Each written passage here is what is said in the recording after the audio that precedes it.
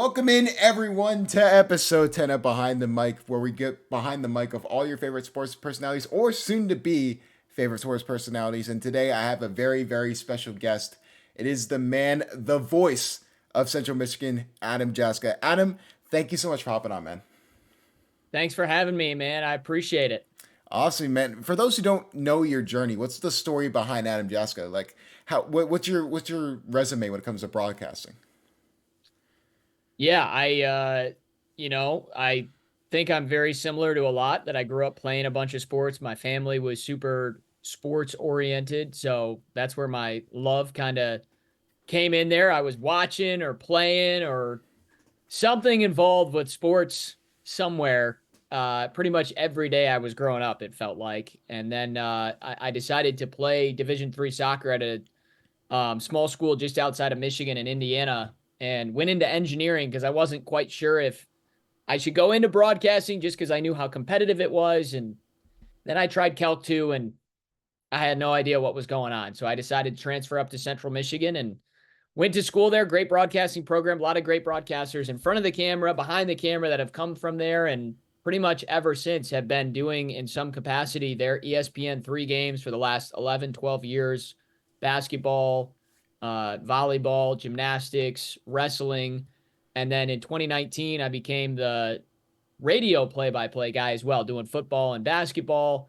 And then I also started working with the Lansing Lugnuts in 2019. I've been doing them ever since. They're currently the high A affiliate of the Athletics. So I've done some freelance stuff like everybody has in between that, but that's kind of how it all started and what I've been doing lately.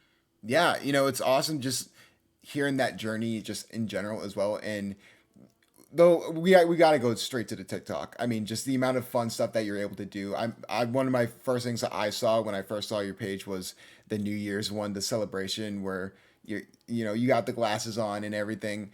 And then you have the other one where it's like the Minions football broadcast. How do you think of these ideas when it comes to different things you do with your production crew? Yeah, I appreciate you seeing that. It's so funny because I just got the TikTok in July. I finally caved. I honestly like it's a really big compliment for you to say that because I really have worked on me creativity in my broadcast the last couple of years because I don't know how everybody learns, but I know I learned of I want to be really good at the nuts and bolts and the play by play and description and time and score and like all of those little kind of check notes that you have to hit when you're doing either radio play by play or TV play by play. And then, I've gotten some critiques and watched myself back, and I'm like, yeah, but like, where's the fun? Where's the creativity that adds to obviously the game? But like, what if the game isn't good? And I never want to take away from the game, but can you add to the game? Can you entertain? Can you be fun? And can you be captivating? So I, you know, I just got a TikTok and I was like, hey, let's see if we can do some because we were doing fun content on the airs, but like I wasn't recording it and like keeping it. I would just go back and listen to the audio and be like, oh, that's funny. That could be if we were actually doing that on video, I think people would like this. So July was the moment where me and my broadcast partner, Jesse Goldberg Strassler, decided, let's see if we can finish an entire pizza in 1/2 inning before it ends. And that was the first TikTok. And from then in July to now through a full football season, yes, you'll see pump it up videos with my crew in the booth with Kyle and Nathan and Brock and Steve just being idiots. We dress up on camera. I mean, you got to celebrate the holidays, right? Every day is different. So yeah, we did New Year's. We all love Halloween. So we did Despicable Me this year, and it happened to be against our rival, Western Michigan, on the road, which we lost a tight game. So none of us felt good knowing that, like, if we lost that game, we're going to have to walk out looking like idiots, but we did. Fun.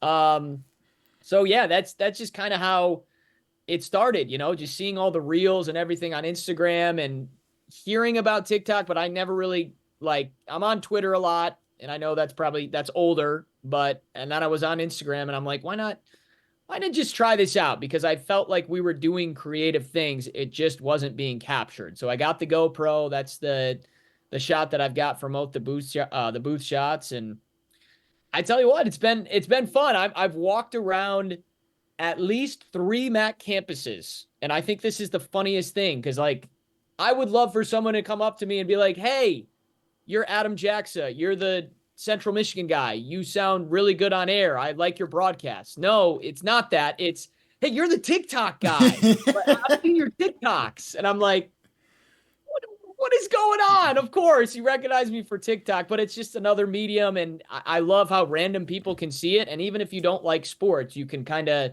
hopefully be entertained, laugh a little bit. And that's kind of just how it all started. Yeah, it shows that genuine side too. You go back to the pump it up thing where you're fist bumping and then all of a sudden the camera goes off. You guys are just laughing in the booth. It shows that genuinity. How has that production crew been? Because it feels like there's such a great chemistry there between everyone in that booth. Yeah, it's been awesome. Like my whole philosophy, I was just telling someone this the other day. I've been blessed enough to come through Central Michigan's broadcasting program and have experience, 10 years of it on the air, where I've got 2 kids, one that is graduating this year and another one that graduated last year. And then I've got an NFL guy that played at Central Michigan and then spent 10 years in the league and has been doing broadcasts at Central Michigan for like 15 years. And then I got another guy who just loves Central Michigan. He's my spotter up there. And my whole thing is like, guys, we all love CMU. We all love football, but like, I want us to have a good time. Like, obviously, we want to win. We don't want to see Central Michigan lose, but like, we don't control that. What we can control is we're all going to like bring it, do our best, but also can we have fun and gel together and like mess with each other and nobody have this like giant ego that they're offended if someone says something. Like, everybody kind of has that mindset. And even my, the 2 younger kids that I'm like, hey, I'm not fully polished yet, but you guys certainly aren't because you're so young and inexperienced, but that doesn't matter. They're still pretty good. They've gotten good and they're willing to learn and get better. And they also have that they have that fun mindset and that positive like drive to be better and like do a good job, but also have a good time on the air. So I know that was like a roundabout answer, but like when I look for individuals to work with, I really just hope they have a hard working ethic, like a hard, like they work hard. I don't know why I can't speak right now. Trust me, But also, my second language is gibberish, so I completely understand. exactly. But also I want to have fun. Like I want to be able to like bring that, I don't know, that like fourth wall that nobody feel like, oh, they're up in the booth and they're broadcasting. And it's like, no, we're just regular human beings talking sports while you guys either watch sports or talk about them yourselves.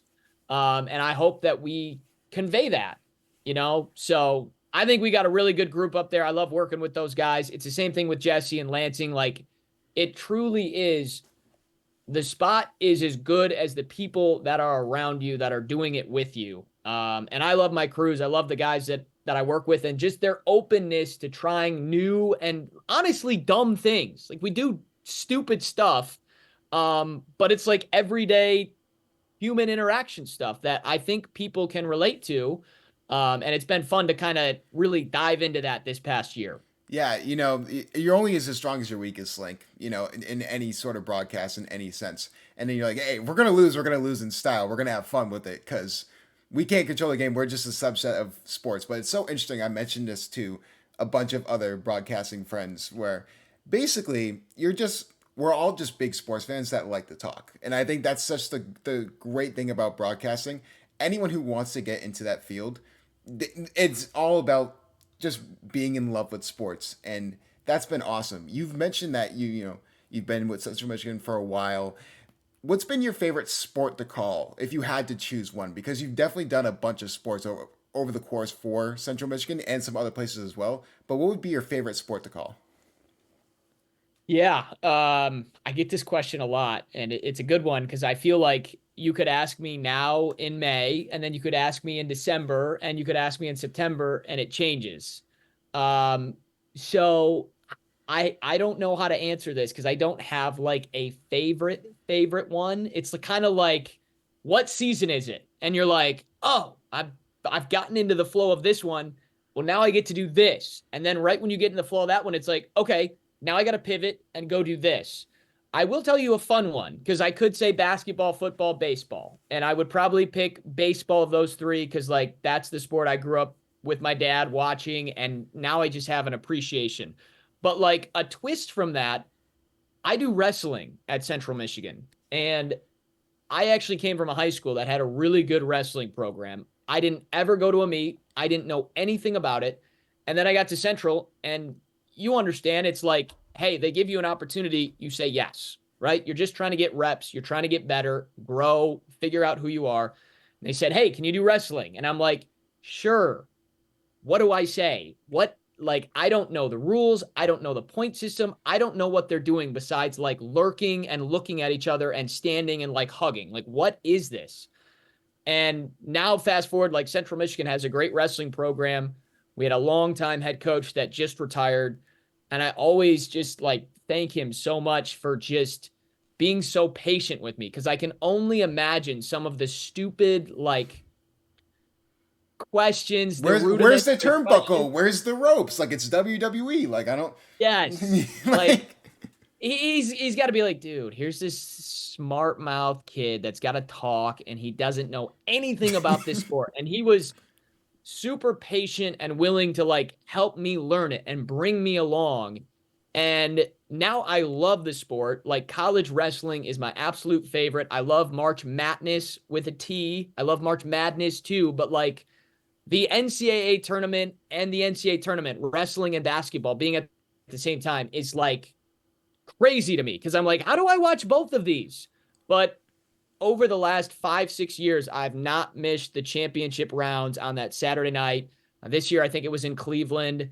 I just love that. I think it is so cool that two guys go out there for 7 minutes and you can't run, you can't hide, you square up with that guy, and it is mano y mano. They raise the floor up for the championship bouts. Like, it's so cool. And then, like, full circle moment, it was so cool. Like I did Big Ten Network for the first time in my career in, I think it was January, February. I think it was January. I don't even know. But like the sport I'm doing is wrestling. And I'm like, I called the coach that he's retired now. And I'm like, Tom, could you believe this? That the first sport that I do on national like television is wrestling, college wrestling that I knew nothing about like 10 years ago.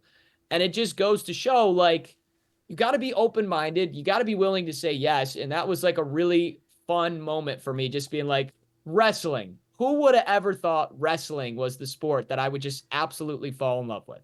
yeah, and just trust me, I did wrestling in high school. I still would not have not a single clue how to call it. Like even if you know the rules, like I would have to do you would have to do your research, and I'm assuming that you definitely did your research when it comes to that. You mentioned how like the answer changes depending on the season. How have you trained yourself to control the tempo? Because there are different tempos when you go to basketball, to football, to baseball. How have you gotten into the mindset of like training that tempo to make sure that you don't go too fast on one broadcast or too slow on another? Yeah, it's a good question. I think it's just like doing it, just doing it more and more. Like that's probably a super boring answer, but like, when I was starting as a student at Central and like really started broadcasting, because I didn't do it in high school or anything like that, I just kept hearing reps. You need reps. You need reps. And I tell my students, I'm like, yeah, you just got to do it more. Like it stinks, but this isn't like you do it for 2 weeks and then you got it, right? It's not like a test where you study the material for like a semester and then boom, you're ready for the final. No, it's like a long process as you figure out like how do you speak? How do you find your personality? How do you then bring that onto the air? How do you work with an analyst? How do you do radio as opposed to TV? How do you do basketball and baseball and football and all these different sports? And I really think it just is a comfortability thing on the mic. And, like we start baseball in late March, April, and I feel good about it, but I think it takes me like, a couple weeks to kind of get in the swing of things. And the same for like basketball. Like basketball season is weird for me because I do our ESPN Plus broadcast at home, which is a TV call, and then I go on the road and I do a radio call. So it's like some weeks I'm doing a game on TV on Tuesday, and then I'm doing that same game that Saturday, and it's on radio. And the TV broadcast is the neutral broadcast, because you have the home radio, you have the road radio, and then you got the neutral broadcast. So you go from TV medium to neutral medium to then radio, and then you're the home guy on radio for Central Michigan. So there are like a lot of moving pieces, and I wish I had like a better answer for you, but I just am like, I go into it cognizantly of knowing like I've done this on radio before. I know the description that's needed. I know I need to add in time and score. I know that I need to call it as a Central Michigan guy. No, I don't like to be like, some of like the SEC guys are real big homers, and that's cool. That's their thing, but it's not my thing. Like I am CMU first, but I also like to celebrate like just the good sports plays, because I still think like that's how I fell in love with this. Just loving like the Sports Center top 10 plays, the best plays, and you see those in game and you just naturally are excited. So going back on all of that though, I think it's just the experience of doing it more and more and trying TV, trying radio, being the neutral guy, being the Central Michigan home guy. Like now that I have that behind me, I have kind of I just know like how to approach those games. And I don't think there's like one crazy thing now that I do. I just have the experience, and it really helps me now moving forward. Yeah, and I think that's the best thing about it too. Just the fact that you can be that neutral person, because at the end of the day, there's multiple people watching the broadcast that are going to be on either side, no matter what level you go to. So being able to give energy for both sides, it helps. You going to one side, yeah, that could help out a lot, but it differentiates, which is really cool. You've been to a bunch of stadiums from what we've seen, and you've been to the Big House before and stuff like that. Besides Central Michigan, what's your favorite stadium that you've called a broadcast at? Yeah, there's some big ones. I'm a college first nut, so I think I'm in the right thing. Like I love pro sports too. I'm not knocking those, but I grew up loving college athletics. So just seeing the history and some of these atmospheres is insane. I think it was 2021, if I'm correct. We went to Penn State. I Oh, want to say it wow. was 2021. And this was a random Saturday. It's 12 o'clock. And I just like, I get it, like we're not Michigan or Ohio State coming in. We're not like a top 5 program. We're Central Michigan. I get it. Like I'm super passionate about it, but I'm always like, what's the crowd going to be? That place was packed. It was a whiteout. It's 12 o'clock on a Saturday. There's over 100,000 people in there. My mind was blown. Like it was just a really cool, raucous environment. The Big House, yeah, it was super cool. I grew up like my dad was a huge Michigan fan, so naturally I gravitated to that. I went to a lot of games at the Big House. That was a super emotional day. We got absolutely waxed and it stunk. But this last fall we did that. This was crazy. I think this was 2021 too. Maybe I'm wrong. But we went to LSU, and this was Schedule of death for Central Michigan. My yeah. God. I feel like this was 21. Maybe I'm wrong. It was 21 or 22 at one of those years. They all kind of blend together. But there was a hurricane, unfortunately, that week in, I think it was New Orleans. And we always fly down the day before, wake up, do the game, and then we go back. Um, the hurricane canceled out our hotels. They needed the hotel rooms for all the individuals that didn't have anywhere to stay because of their houses getting wiped out. So they took our hurricane and they took our hotel. We play a night game at Baton Rouge. So we hopped on the plane Saturday morning, flew down. We get there in the afternoon, play the game, and fly back. And it's just like, I I would love to go to every SEC stadium because it does just seem like they do football extra. It's bigger down there. But like the fact that it was day of, it's a night game in Death Valley, and we get down there, the lights are bright. It's a pretty big stadium, pretty big crowd. And then after all of that, we got beat pretty. It was like 21-0 in like the blink of an eye. And you're like, oh, here come the Tigers. It's like, all right, 3 turnovers later, we're down. Then we got to hop back on the. But like you think back to that and you're like, man, that like big Saturday night feel of like game day potentially being there. And then like the night game, they always usually are the last one of the day. Like you save the best for last.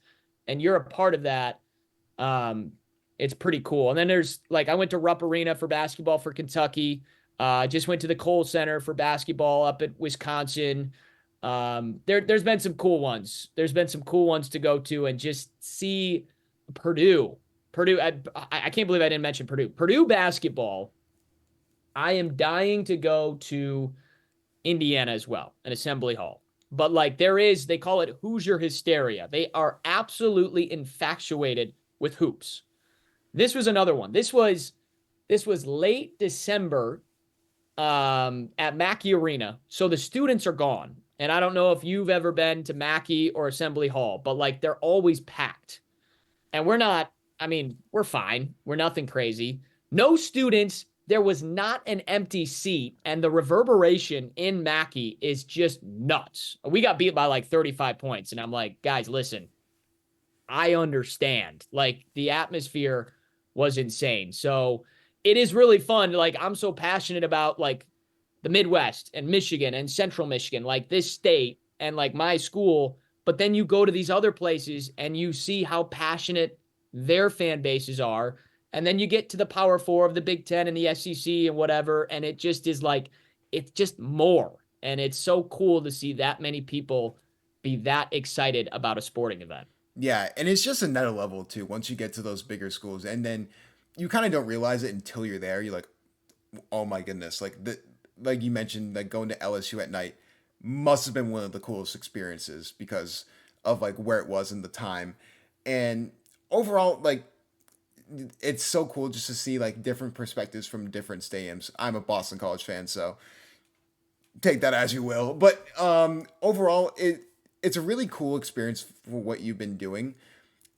I wanted to ask you something about, getting into broadcasting though. Like, is there anything that when you did get into broadcasting, when you like went to Central Michigan, was there like something that you had to adjust to where like there was a little bit of a roadblock where you had to really focus on that and like, oh, like it didn't come naturally when it comes to the other things?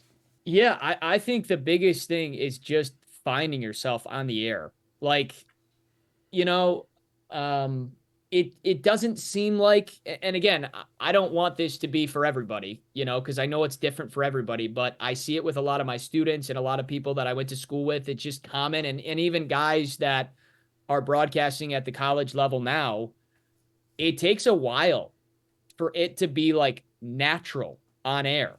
And you're like, it's just talking though, right? Like, why would putting a headset on and like talking about a sport that you grew up watching and know, and you're doing it for somebody that whether it's your school or your job or whatever, you get to know the guys or the women that are involved, whoever, and it makes it that much more exciting. But like, there's something about like you put on a headset and it's just all brand new. Like you feel like sometimes you have to go to like a broadcaster voice to sound like a broadcaster. You don't. Then you have to like you're like entertaining. And I don't know if we think about that right away. Like you are a performer. Like it's not technically a live audience, right? Like it's not a concert. It's not a stand-up comedian. It's not a play, but like you're talking into a headset and there are people listening, and whether the game is good or not, or whether there's a highlight play or not, it is your responsibility to have like genuine interest in the sport and that broadcast the entire time. And I didn't understand that right away. Like you hear the guys talking when you're listening to these games growing up or you're watching. And I don't know, for me, I was like, yeah, they're naturally excited about sports, just like I am. But like, I didn't understand like how hard emotionally they were invested into every single moment of the game. Like you think about these games, if you're the casual fan, and I'm just thinking of like, you know, your guys, the younger generation, like it's just not as common to want to sit down and watch a full basketball or football game. Like you can dial in and watch like the final few minutes and you're going to see potentially a big finish. Well, the broadcaster doesn't have that luxury. Like we're trying to be as entertaining for you, the listener or viewer, as long as possible. So I think all of those things, like just there's a lot that goes into it. And I really stress to my students now, I'm like, listen, I know how difficult this is because it can be frustrating, but it takes so much time to just put yourself out there, right? And like try things. And you're kind of like trial running. Like, did that sound good? Did that not sound good? Um, do I like the way that I got emotionally excited on this home run call? Did I like the description here? And then, oh, by the way, you have parents or individuals that are immediately judging you for how you sound. And you're usually, again, this was me, but like, you're not polished right when you start. Some people are. Some people just naturally are like, wow, they're really good really quick. It did not happen that way for me. It has taken a really long way for me to get here, and I'm still growing and getting better. So I know I'm kind of jumping around here, but I really think just finding your voice and finding your natural personality and bringing that on air.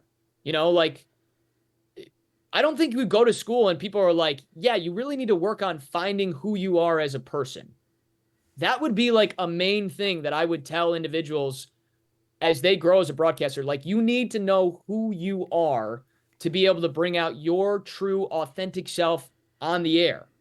And if you don't, it's going to take some more time to figure that out, because that's the main thing I think we're all trying to get to is like, we want to be the same off the air as we are on the air. So people are like, yeah, I have an everyday conversation with him. He'd be saying the same thing if we were sitting having a drink at the bar and we were watching this game together. Like, that's the vibe. But you would be shocked at how long it takes to get to that process. And that's where I go back to what we were talking about earlier. It's reps. You just have to get on the air. You got to go do it. And you got to throw stuff at the wall until it sticks and figure out who you are and who you want to be as a broadcaster. Yeah, you took the words right out of my mouth. I was going to just bring that up to like just throwing sayings at the wall and just until they stick, just seeing what works. And just it's so interesting because this is episode 10. I've, talked with 9 other people up to this point, and the way people get into it is so interesting. Like, one person got in by radio, one person played video games growing up and like didn't know they were commentating, so they got into it that way. Another person would just like watch NBA games on mute. It's so interesting just seeing. Also, I appreciate being called the newer generation. They still call me Unk at the high school I work at. But it's so cool because like everyone has a different journey getting into it, and I think the one thing that could be added on is everyone's gonna have that different journey. Like, not like you can't look at other people's timelines and just focus on that and be worried about that, because the moment you do, everything's gonna crumble. Because I originally got in. We mentioned it before we got on the air. I originally got in through esports. You do not want to. There's a reason those broadcasts are deleted, and there's a reason that they're in the past. They were absolutely terrible, but you learn from that. You learn from like every single thing that you do in when it comes to broadcasting, and you get better and better. And to the common eye, they're like, oh, look at Adam, he's so perfect on the mic. But like, everyone comes from humble beginnings. Even someone like Kevin Harlan, someone like Doc Emmerich. Like, there's a bunch of people. And speaking of those people, I want to get your opinion on a Mount Rushmore. We do Mount Rushmores here on Behind the Mic. If you had to say your 4 most influential broadcasters that got you into broadcasting, who would they be? Ooh, good question. All right, I'm gonna go off the cuff here a little bit. And no one's gonna know this one, but Frank Beckman. I grew up listening to Michigan football. He had a big, booming voice. And 1997, Charles Woodson was the Heisman Trophy winner. And until like a couple of years ago, he was the only defensive player to win the Heisman. And some of the calls that Frank Beckman had were just incredible because he did punt returns. He was a cornerback. He also played wide receiver. And I can just like stick the touchdown Michigan in his big booming voice. Like, I fell in love with him, like not really knowing radio football very well. I think Ian Eagle is absolutely tremendous. He is one of the, like, I can't believe it took him as long as it took him to finally be the guy calling the Final Four and the championship game. And that's nothing against Jim Nantz, but I just think Ian Eagle is like one of the best basketball broadcasters out there. He's funny. He's witty. He works great with his partners, and he gets up for the big moment. So I'd certainly put him up there. Jason Benetti is just incredible. And we're so lucky here in Michigan to have him on the airwaves as our guy in Detroit with the Tigers. And then he's out doing national games. He's so versatile. He does football, he does basketball, he does baseball. I mean, shoot, he's doing everything. And he's another one. Like, he is super creative, and like, you will learn something with whatever you are watching a broadcast with him, whether it's a culture reference, a TV sitcom show that he pulls out, music, whatever. Like, he is just very well rounded. And then a fourth one, oh man, you know what? I grew up really liking trying to think right now. I love like baseball on the radio. So I love Dave Jagler with the Nationals. Ooh, that's a good one. That's a good one. Dave is like he's done some ESPN radio, and he's been really thoughtful, giving me some suggestions, but like I feel like I model my baseball style on the radio through guys like Dave Jagler and John Miller with San Francisco, Dave Fleming, like guys that are on the pitch. There's some guys that are not telling me, here's the 2-1 on its way. You know, like he is on every single pitch. He's interesting, and then he's having side conversations with his partner. Like, I really like listening to Dave Jagler on the radio for baseball. Yeah, and it's so cool just when you have those people that you can sort of bounce off of. When I'm doing it for my high school, my color commentator, his name's Rocco. He'll mention some like we'll be in the middle of like a tie game, first quarter, and there's a screen pass by the other team, and then he'll go, "Yeah, have you ever run through a screen door?" He's really just the comedic relief when I do all the professional stuff. He's awesome. Which you need. Yeah, exactly. He like the first ever broadcast we did, he mentioned the movie Rat Race, and I'm like, okay, this is the type of person you are. That's perfect. But I wanted to ask and get a little bit off topic. Thank you so much for hopping on. This has been awesome. But you've been in broadcasting for a while, and what I've heard from other people as well is sometimes you're on the road a lot when it comes to broadcasting. Could you name me, going back to Mount Rushmore's, your Mount Rushmore of meals? If you had to pick 4 meals, what would they be? 4 meals. All right. So, wow, I am a huge breakfast snob. Like, if I can find that diner in the morning, that's like a hole in the wall that they've got like a good skillet and like a waffle, or they're known for like their French toast or their pancakes, like I will get the skillet or an omelet, and then I'm also going to get some carbs, and it's going to be one of those three. Like, I'm a total fatty. If they have biscuits too, that's an added bonus. The names off the top of my head, boy, I don't know. I would also say, I don't know if I have the restaurant names for you. There's a good spot in Muncie. Muncie, it's called the Sunshine Cafe, I think. That was one of the first spots that I went to. I was super proud, like, finding it, and I go back there often. All right, so breakfast and pizza. All right, there's this spot in Toledo. It's called Stubborn Brother. And Dave actually with Barstool did a review on it. But I would like to say that I was there before the review went and took off. Yeah, Okay. you're a pioneer. That's right. You're the founding father of the place, of course. That's right. But then when I saw he did it and he gave it like one of the best scores, I was like, yes, justification. I like, we have Detroit style and I like Detroit style, but I am like a classic, like I like the thin New York slice, like a little bit of flop. I want to be able to like hammer down 6 pieces and not feel terrible about myself. So I like the thin. That's what Stubborn Brother is. So I would say those are my top 2. I'm trying to think. Anytime we go through Chicago, like you're just gonna find a good spot to eat. You know, if we're going up to Milwaukee or we're going out to Northern Illinois, which they're leaving the conference, so happy trails to them. I don't know how much I'll go past Chicago, but like anytime you go to a big city, you're gonna find some good eats, and you're gonna find like a little cafe or a diner. And I will say too, like we went down to LSU and like South Alabama, and you get some of that like Southern food, a little barbecue, like some mac and cheese, some mashed potatoes. We went down and played Louisiana, so we got some Cajun food. Like, I'm open to trying all of these things. So I don't have the restaurant like all of them for you, but yeah, there's been some really, really good eats all around the country. So I have to ask you, what's your opinion on, is a hot dog a sandwich? Yeah, I've heard this before, And I'm like a big sports talk radio guy, so I'm like annoyed that I don't have a hot take because normally I do. Um, I also am not a big hot dog guy. Like if you put a bratwurst in front of me, I'm gonna slam that thing. But I would probably, if you like had to, I would probably say not a sandwich. Like I'm traditional. Like give me some ham, give me some turkey, maybe some like some bread in between. We're throwing some condiments on there, but a hot dog, I'm not going sandwich there. Yeah, I've like I said before for those who don't know, it's gonna get cut out, but Zoom decided just to poop the bed, but that's a different story.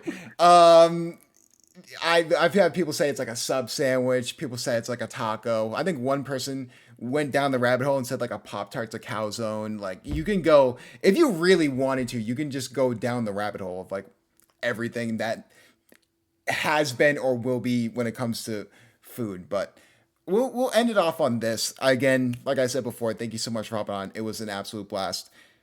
You mentioned it before, and you've sort of hinted at it when it comes to different things that you would give advice to your students and just to give advice to broadcasters in general. If you had to give one piece of advice for anyone getting into broadcasting that's sort of like unsure, like didn't know how to get into it, like what would that one piece of advice be? Um, well, if you're talking about like how to get into it, it's just like go for it. Like everybody has to start somewhere. And a lot of people, myself included, I didn't know where to start.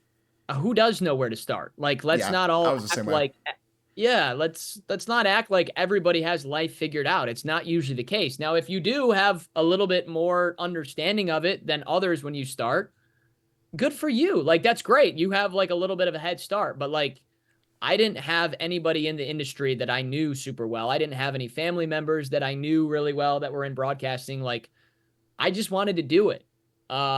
So I would say like don't get like bogged down or don't get like scared away, Like if this is truly what you want to do, then just do it. Like figure it out. Like be kind of that open-minded individual that can like use your resources and get help, but also like blaze that trail, man. Like do whatever you have to do to like go try and be great at it. Because I think like that's what a lot of us are trying to do. We're just trying to figure it out. Like I'm still trying to figure it out. Now I've got like some experience on other individuals that are just starting out, but again, I was doing it and I was at that spot before. And I think a lot of other people would say that in any profession. Like some people are older than others and some people have been doing it longer.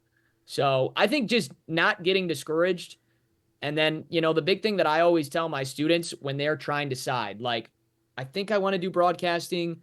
I'm not sure if I want to do on air or behind the scenes. I'm not sure if I want to do play by play or like sports talk or like sideline reporter or whatever it Just is. try it. Like, just try it. And the one thing too is like you have to be passionate about it. Like you really have to be passionate about it because you talked about it a little bit. Like there's a lot of travel, there's a lot of late nights. You're probably not making the wages that you could be right away if you started somewhere else. There may be a little bit of an independent journey that you find yourself on before you start a family or like settle in. Um, there's a lot that goes into it. There's people that are judging you.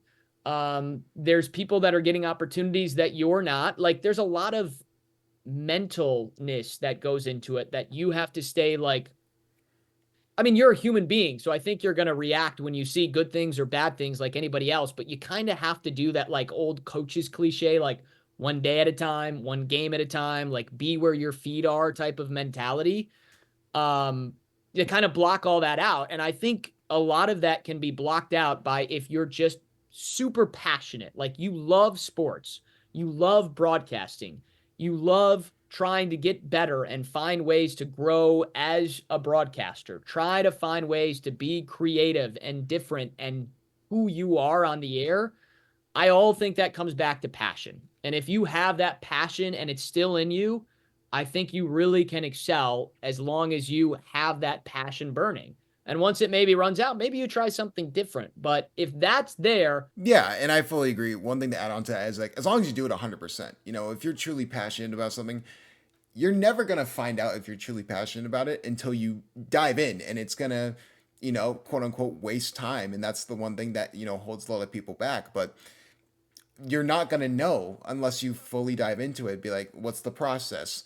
Like, what's the things that I'm going to have to worry about? What's the thing, like, what's the preparation? You look at someone like Carlo Jimenez, who's really popular on TikTok, and you see it's sometimes like a 2 day prep for one game. Like, it's crazy, like, what you're able to, like, at the highest level, like, the amount of work that goes into it. But like I said before, we just love sports. Like people who will get into broadcasting and who truly appreciate broadcasting, they're just huge sports fans who love to talk. And I think that's the best thing that is about this entire industry, is because everyone wants to help each other and everyone wants like each other to succeed. But also it's just because we're sports fans. Like that's really it at the end of the day. And it's awesome. But seriously, first off, before Zoom tries to cancel this episode again, but it was really funny.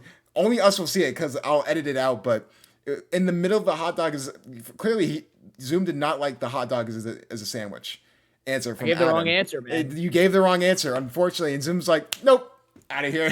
So we'll wrap things up before it happens again. But Adam, seriously, thank you so much for hopping on. If you want to mention your socials, now's the time to do it. Yeah, I appreciate it, man. Thanks for having me. I always love these podcasts, and you just giving people an opportunity to like let people talk about the broadcasting. I mean, I never think you can do it enough. And it's funny because you said passionate about sports. We're all passionate about sports. And now I've become so passionate about broadcasting too. So it is really cool when you can spotlight individuals and have them talk about it. Yes, I am on TikTok. I can't believe that, but since July 31st, I have a TikTok. It's literally just Adam Jaxa, Jaksa, and it's the same thing for my Instagram. It's the same thing for Twitter. It's going to be a lot of sports. It's going to be a lot of Central Michigan. It's going to be a lot of Lansing Lugnuts. So, you may see us dressed up in costumes. You may see us doing stupid things with words during a broadcast. You may see us fist pumping and doing pump it up. I don't know, but we try and make it fun and creative. And yeah, if you want to come follow, come hop along. I was gonna say, is there gonna be a lot of minions too going forward, or is that a one-time thing? Here's the thing. I hate to say this. Our schedule is out this year and we don't have the game on Halloween. So like Oh, I don't know what it like we oh have the man. midweek game starting and it's November 4th and then we have I think like October 25th. So it's like, and I like to do we like to do a group outfit. So no, we wouldn't do Minions, we wouldn't do Despicable Me. Before that we did Toy Story. So it would be something different. It's just do we do it because it's not within a couple of days? It's going to be at Ford Field, the line. I don't know. We'll figure it out. We'll come up with something. This is why you got to tune in, right? Yeah, You exactly. got to join us for the ride to see. Yeah, Central Michigan has to go in with you and that entire group there. So again, thank you so much for hopping on, Adam, and thank you for tuning in to Behind the Mic episode 10. We will see you guys for another episode of Behind the Mic.